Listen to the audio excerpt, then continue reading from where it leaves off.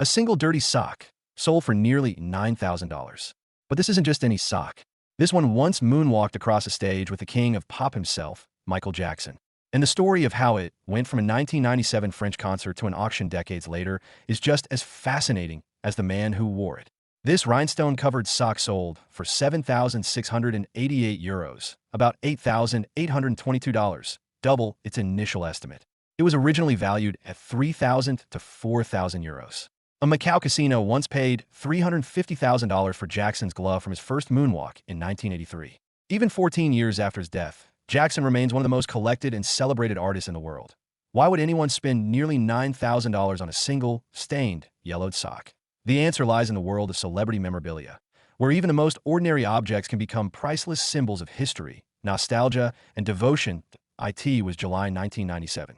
Michael Jackson was in France for his History World Tour. Performing to a crowd of thousands in Nice, he slid, spun, and moonwalked to Billie Jean, his rhinestone-covered socks glittering under the stage lights. After the show, in the dressing room area, a stage technician spotted something unusual lying on the floor.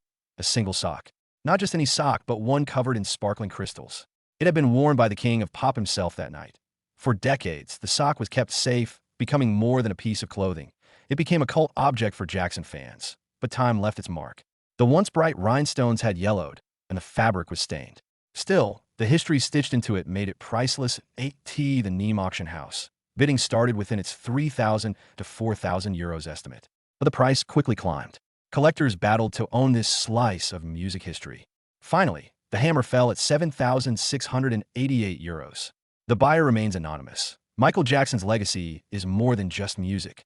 His performances, outfits, and signature moves shaped global pop culture. Owning something he wore, even a sock, is like holding a physical piece of his magic. This isn't unusual in Jackson's world. In 2009, a glove from his first moonwalk sold for $350,000.